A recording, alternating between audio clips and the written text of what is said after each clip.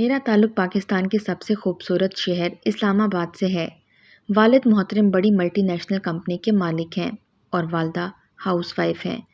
والد کی اچھی آمدنی ہونے کی وجہ سے ہی ہم مہنگے شہر میں رہ رہے ہیں۔ میرے گھر میں انہی کی چلتی ہے۔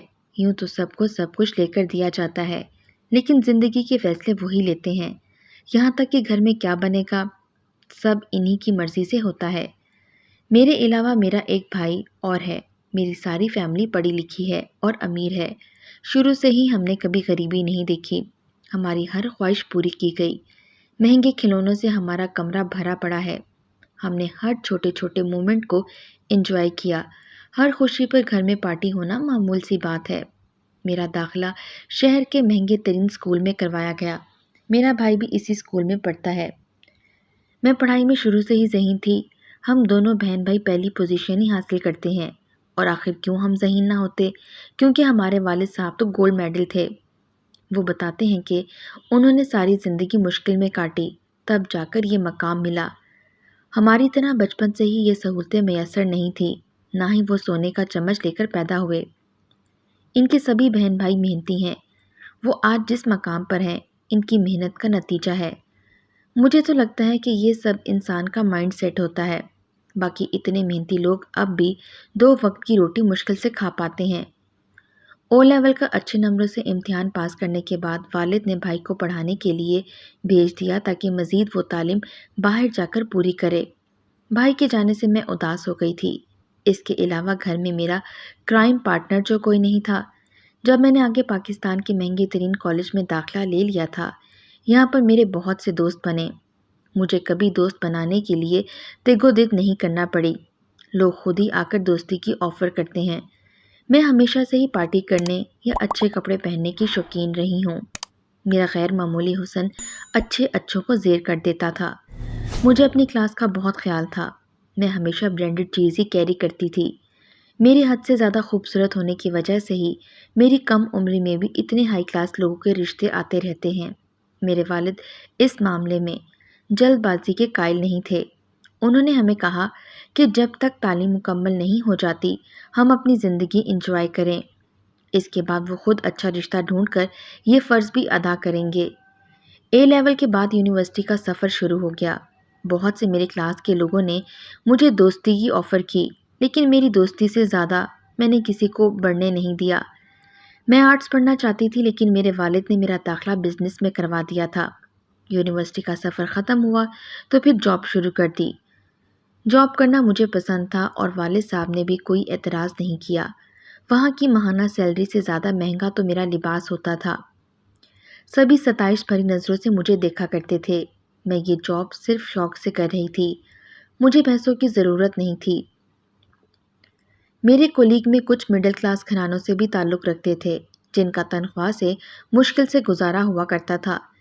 میں نے والد سے اجازت لے کر گھر میں چھوٹی سی پارٹی رکھی اور سب کے لیے تحائف لیے تاکہ کسی کو میرا گفٹ دینا احسان نہ لگے۔ میرے والد کو پارٹی سے ویسے بھی کوئی مسئلہ نہیں تھا، کیونکہ ہمارے گھر آئے روز کوئی نہ کوئی چھوٹی موٹی پارٹی ہوتی رہتی تھی۔ میرے گھر کی پارٹی میں دانیال بھی آیا تھا۔ وہ باتونی مڈل کلاس لڑکا مجھے شروع سے ہی اچھا لگتا تھا۔ وجہ تھی اس کا ہنس مکھ لہجہ، جو ہر وقت کوئی نہ کوئی جوک سنا کر سب کو ہنساتا رہتا تھا۔ اسے محفل کی جان کہا جاتا تھا۔ سانولا رنگ، معمولی سے نقش و نگار، کچھ بھی خاص نہیں تھا۔ عام شکل کے باوجود بھی لڑکیاں اس سے دوستی کرنا پسند کرتی تھیں۔ ایک خوبصورت شام اپنے انجام کو پہنچی۔ میرے گفٹ لینے پر وہ بہت انکاری ہوا، لیکن میں نے کہا کہ میں ناراض ہو جاؤں گی، تو فوراً اس نے لے لیا۔ آگے سے بولا کہ بدلے میں آفس میں میرے ہاتھ کی کافی پینی ہوگی۔ میں خوش اسلوبی سے مان گئی۔ میرے والد نے تو اسے دوبارہ آنے کی بھی آفر کی تھی۔ اس کے گھر میں اس کے والدین اور ایک بھائی تھا جو گاؤں میں رہا کرتے تھے۔ اس کے والد پہلے کسان تھے، لیکن اب بیماری کی وجہ سے وہ گھر پر ہی ہوتے تھے۔ وہ چھٹیوں میں جاتا تھا، ورنہ اپنی تنخواہ کا ایک حصہ انہیں بھیج دیا کرتا تھا تاکہ ان کا گزر بسر ہو سکے۔ بڑا بیٹا ہونے کی وجہ سے اس کے کندھوں پر بھاری ذمہ داریاں آتی ہیں۔ میں نے اسے کہا کہ میں تمہیں شاپنگ کرواتی ہوں۔ وہ ہنسی مذاق میں ٹال گیا۔ میں نے بھی فورس نہیں کیا، لیکن اس کی سالگرہ پر میں نے اسے زبردستی گفٹ میں 4-5 شرٹ دلا دیں۔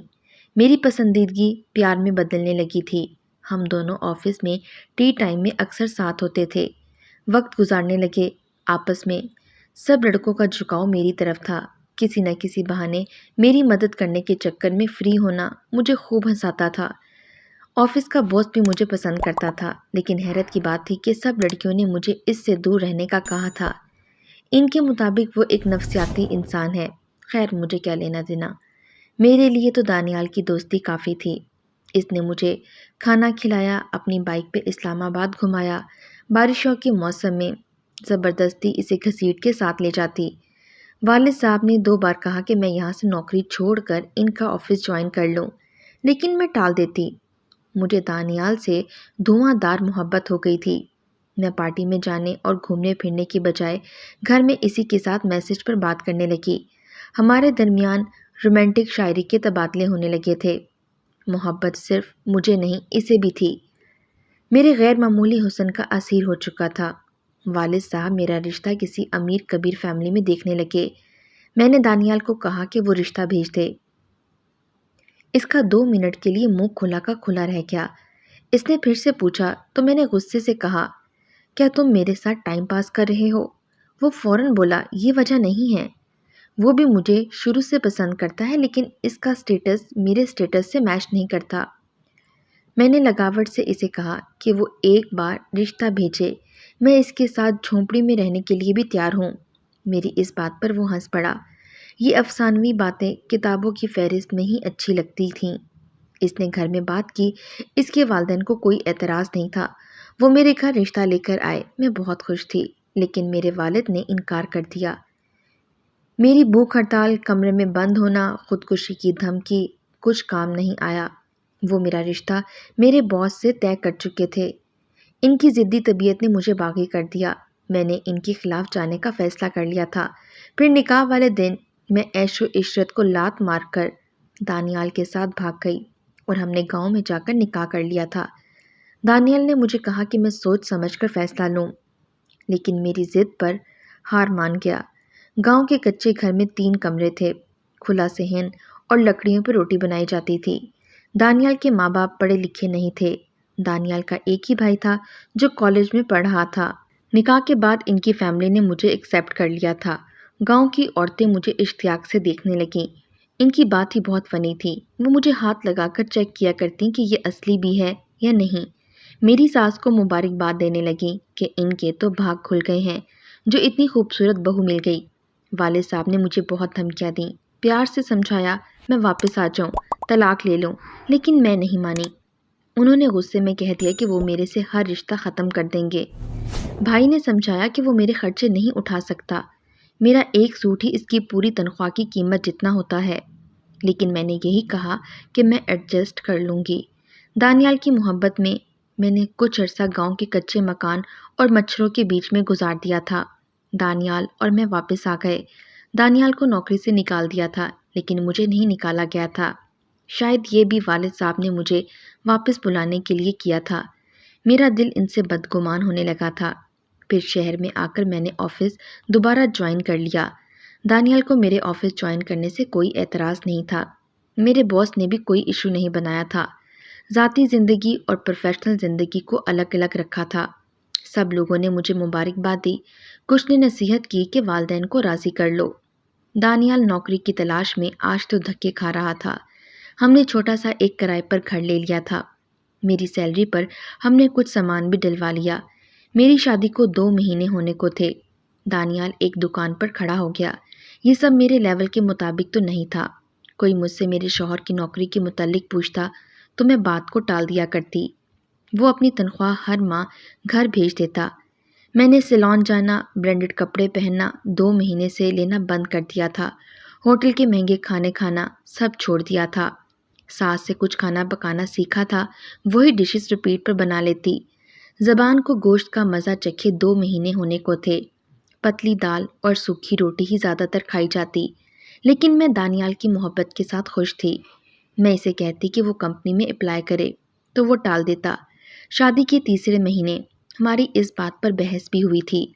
روز رکشے میں آفس جاتے محلے والوں کی، خاص کر مردوں کی حسرت بھری نگاہیں مجھے محسوس ہوتی تھیں۔ میں نے آفس میں لون اپلائی کیا تھا تاکہ دانیال باہر جا کر کما سکے۔ اس نے بہت منع کیا، لیکن میں نے کہہ دیا کہ آج ہم 2 ہیں، کل ہماری فیملی ہوگی، ہمارے فیوچر کے لیے اچھا ہے۔ شادی کے بعد میں نے ایک بات نوٹ کی تھی کہ دانیال ہنس مکھ صرف آفس میں تھا، گھر میں وہ عام لوگوں کی طرح ہی تھا۔ لیکن کہتے ہیں نا کہ محبت کا 18 ماہ پیریڈ ہوتا ہے۔ دانیال میری عزت کرتا تھا، لیکن عزت سے ساری عمر پیٹ نہیں بھر سکتا۔ ایسی باتیں کبھی کبھی میرے ذہن میں گونج جایا کرتی تھیں۔ دوستوں کے کہنے پر والد صاحب سے بھی ملنے گئی، لیکن چوکیدار نے اندر ہی نہیں جانے دیا۔ میرے والد نے ساری پراپرٹی بھائی کے نام لگا دی، میرے سے سارے تعلق توڑ دیے تھے۔ گارڈ کو سختی سے منع کیا تھا کہ آفس یا گھر میں میرا داخلہ ممکن نہیں۔ بھائی کی شادی انہوں نے بزنس مین کی بیٹی سے کر دی۔ بھائی بھابھی کو لے کر باہر چلا گیا تھا۔ باس نے جو لون دیا تھا، میں نے ان پیسوں سے دانیال کو دبئی بھیجنے کا فیصلہ کر لیا۔ ویزا لگتے ہی دانیال دبئی چلا گیا تھا۔ وہاں اسے پاکستانی 1 لاکھ سیلری پر نوکری مل گئی تھی۔ وقت گزر رہا تھا۔ دانیال کو گئے دبئی 2 سال ہو گئے تھے۔ وہ 2 سال بعد آیا تھا۔ 15 دن رہنے کے بعد دوبارہ چلا گیا۔ ہم دونوں کے رشتے میں مٹھاس ختم ہو چکی تھی۔ ہم ایک دوسرے سے بیزار رہنے لگے تھے۔ نہ ہی میں نے اس سے زیادہ بات کی اور نہ ہی اس کے آنے پر کوئی گرم جوشی دکھائی، اور نہ ہی اس نے کوئی اسپیشل پلان کر کے مجھے اسپیشل فیل کروانے کی کوشش بھی کی۔ گاؤں سے میرے سسرال والے آئے تھے، 2 دن رکے اور بیٹے سے مل کر واپس چلے گئے۔ میری ساس اور سسر بھی میرے سے اب اولاد چاہتے تھے، جو میں فی الحال نہیں چاہتی تھی۔ ابھی ہمارا خرچہ پورا نہیں ہوتا تھا۔ وہ سادے لوگ میری بات سن کر چپ ہو گئے تھے۔ مجھے کبھی کبھی غصہ چڑھتا کہ ساری کمائی انہیں دے دی جاتی ہے، حالانکہ میرا بھی حق ہے۔ میں اپنے شوہر سے بہت زیادہ پریشان ہو چکی تھی۔ محلے کا ہر مرد مجھے پسندیدگی بھری نگاہوں سے دیکھا کرتا، کیونکہ کسی کی بیوی بھی اتنی خوبصورت نہیں تھی۔ سیاہ ہلکے سفید بال، گال اندر کو گھسے ہوئے ہوتے، اپنی عمر سے بڑی لگتیں۔ عورتیں اس گلی میں جو رہتی تھیں، سب کی زندگی ان کے بچوں کے پیچھے گزر رہی تھی، اپنا آپ جینا بھول گئی تھیں۔ تبھی میں بچے نہیں چاہتی تھی۔ میری دھواں دار محبت ختم ہو گئی تھی۔ لک اور دماغ دونوں نے کام کرنا بند کر دیا تھا۔ مجھے لگا کہ مجھے والد کا فیصلہ مان لینا چاہیے تھا، لیکن اب دیر ہو چکی تھی۔ میں اپنے فیصلے پر پچھتا رہی تھی۔ والدہ سے بات کی تو وہ ملنے آئیں، لیکن حبس زدہ گلی اور چھوٹے گھر میں وہ زیادہ دیر نہیں بیٹھ پائیں۔ لائٹ بھی گرمیوں میں کم آتی تھی۔ وہ اصرار کر کے مجھے اپنے ساتھ پارلر لے گئیں، نئے کپڑے بھی دلوائے۔ اتنے دنوں میں سب بہت اچھا لگا۔ مجھے بدبودار گلیاں، کچن میں کام کرنا کوفت میں مبتلا کر رہا تھا۔ دانیال کے بھائی نے یونیورسٹی میں ایڈمیشن لیا تو میرے شوہر نے 2 ماہ مجھے خرچہ بھیجنے کی بجائے اس کی فیس بھر دی۔ میں نے اس بات پر بہت جھگڑا کیا۔ جب بھی ہماری بات ہوتی، جھگڑا لازمی ہوتا۔ وہ پہلے کی طرح گھنٹوں بات کرنا، شاعری کے تبادلے کرنا، سب 2 دن کی چاندنی تھی۔ اب آگے تو اندھیری رات تھی۔ آفس میں باس میرے حالات سے بخوبی واقف تھے، اور کیوں نہ ہوتے۔ میرے پہنے کپڑے لوکل مارکیٹ سے لیے گئے ہیں، جو اب استعمال کرتی تھی۔ میں ایک دن کوئی فائل لے کر باس کے کمرے میں گئی تو انہوں نے کہا، میرے شوہر کو ہیرے کی پہچان نہیں۔ جو لباس میں نے پہن رکھا ہے وہ میرے شایان شان نہیں۔ اگر میں ان سے نکاح نہیں کرنا چاہتی تو نہ کرتی، لیکن ان کے شایان شان کسی بزنس مین سے تو نکاح کرتی۔ تو مجھے ملکہ کی طرح بھی وہ بنا کے رکھتا۔ میں خاموشی سے لب بیچ کر رہ گئی۔ وہ مجھے ہر اہم میٹنگ میں شامل کرنے لگا، اکثر پک اینڈ ڈراپ کی سروس بھی دیا کرتا۔ کچھ ہی عرصے میں میرا پروموشن کر دیا۔ مجھے شروع میں میرا ضمیر ملامت کرتا کہ یہ سب ٹھیک نہیں ہے، لیکن آہستہ آہستہ میں نے ضمیر کی سننا چھوڑ دی تھی۔ میں بھی ان کی دل جوئی کے لیے 2-3 باتیں کر لیتی۔ مجھے سمجھ آ رہا تھا کہ اب بھی وہ مجھ سے محبت کرتے ہیں۔ ایک دن چھٹی کے بعد وہ مجھے ڈائمنڈ شاپ پر لے گئے۔ میرے انکار کے باوجود بھی انہوں نے مجھے مہنگا نیکلس گفٹ کیا تھا۔ پھر یہ معمول بن گیا۔ میں مہینوں تک اپنے شوہر کو کال نہیں کرتی۔ وہ بات کرتے تو تھوڑی بات کر کے کال کو بند کر دیا کرتی۔ اکثر اگر باس کے ساتھ ہوتی تو کال اٹینڈ بھی نہ کرتی۔ میرا بدلہ رویہ میرے شوہر نے بھی محسوس کیا۔ وہ سمجھا شاید میں اسے پیسے نہ بھیجنے کی وجہ سے اب تک ناراض ہوں۔ میرے شوہر کو گئے اب 4 سال ہونے کو تھے، اور 1 سال ہو گیا تھا میرے اور باس کے درمیان چلتے چکر کو۔ سب آفس والے ہم پر شک کرنے لگے۔ سب مجھے عجیب نگاہوں سے دیکھتے تھے، لیکن مجھے کوئی سروکار نہیں تھا۔ یقیناً وہ سب لڑکیاں مجھ سے جیلس تھیں۔ تبھی آج کیفے میں بلا کر باس نے کہا کہ میں اپنے شوہر سے طلاق لے لوں تاکہ وہ مجھ سے شادی کر لیں۔ میں بھی راضی ہو گئی کیونکہ میں اب ان کی ڈیفنس کالونی کے فلیٹ میں رہنے لگی تھی۔ ایک نوکرانی بھی رکھ لی تھی۔ محبت واقعی افسانوی ہوتی ہے جس کا بھوت اتر گیا۔ پھر میں نے شام کو فون پر شوہر سے طلاق کا مطالبہ کیا۔ پہلے تو وہ بہت پریشان ہوا، واپس آنے کا بولا، لیکن میں نہیں مانی۔ وہ وجہ پوچھنے لگا۔ میں نے تنگ آ کر کے کہا، میں اب مزید اس طرح کی زندگی نہیں گزار سکتی، برائے مہربانی مجھے طلاق دے دو۔ اس نے منت کی کہ اب وہ مجھے ہر مہینے پورا خرچہ بھیجے گا، اب اسے بے شک اس کے لیے ڈبل نوکری ہی کیوں نہ کرنی پڑے، لیکن میں اس ضد پر اڑ گئی۔ آخر کار وہ مان گیا۔ دانیال سے طلاق لے کر عدت کے بعد میں نے اپنے باس سے شادی کر لی۔ جب وہ مجھے اپنے گھر کی جگہ ایک جھونپڑی میں لے آیا جہاں ایک بڑا سا کھڈا کھودا ہوا تھا، میں زور سے چیخنے لگی۔ جب اس کھڈے میں مجھے زندہ دفنانے کے ارادے سے وہ یہاں لایا تھا، وہ مجھے مار کر ڈالنا چاہتا تھا۔ آفس کی لڑکیاں ٹھیک کہتی تھیں کہ وہ ایک نفسیاتی انسان ہے۔ میں وہاں سے بھاگنے لگی تو اس نے مجھے پکڑ لیا۔ وہ پاگلوں کی طرح ہنس رہا تھا۔ مجھے اپنی غلطیوں کا پچھتاوا ہونے لگا۔ دانیال نے آج تک مجھ سے بدتمیزی نہیں کی تھی۔ وہ مجھ سے اپنی بے عزتی کا بدلہ لے رہا تھا۔ جب میں نکاح سے بھاگی تھی تو اس نے فیصلہ کر لیا تھا کہ وہ مجھ سے بدلہ لے گا۔ میں اتنے لوگوں کے سامنے اسے کھلے عام ریجیکٹ کر کے گئی تھی۔ اس نے دانیال کو نوکری سے نکال دیا۔ جب وہ کہیں بھی سی وی لے کر جاتا تو باس پہلے ہی اپنے کنیکشن لگا کر منع کروا دیتے۔ پھر لون بھی دینا اس کی ایک چال تھی تاکہ بعد میں وہ جال میں پھنسا سکے۔ میں دولت اور مہنگی گفٹ دیکھتی اس کی طرف چل پڑی۔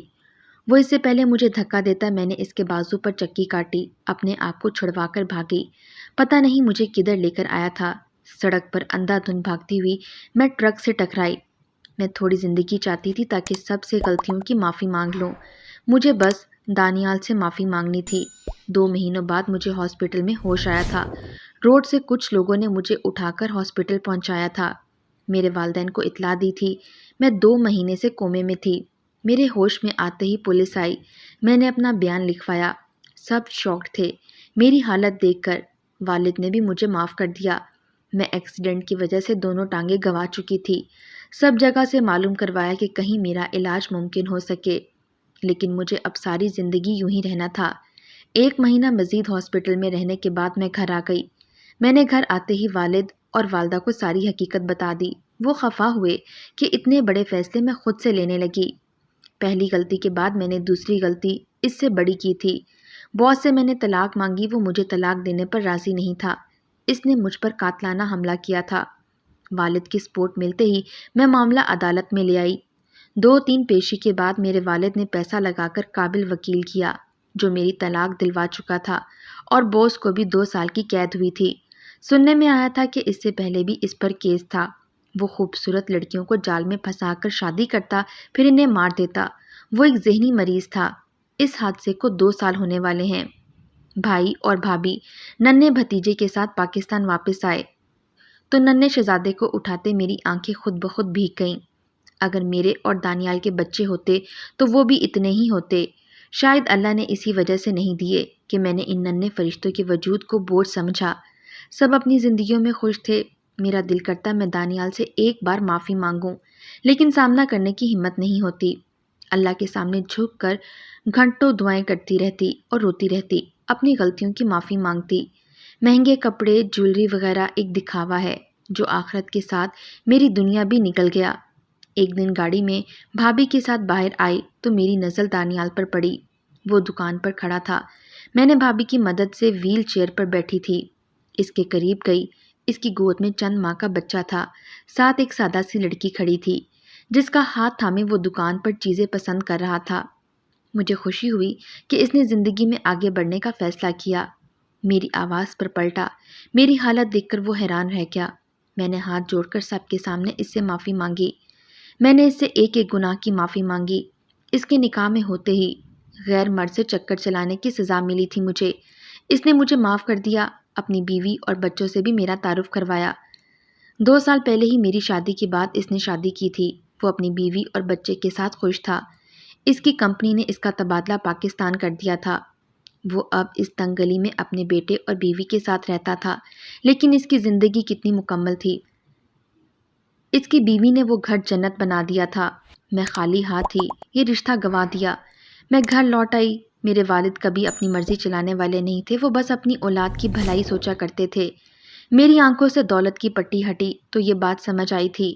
میری طبیعت کو دیکھتے ہوئے انہوں نے مری بھیج دیا۔ میں نے وہاں ایک اسکول کھول لیا جہاں 100 بچے مفت میں تعلیم حاصل کرنے آتے ہیں۔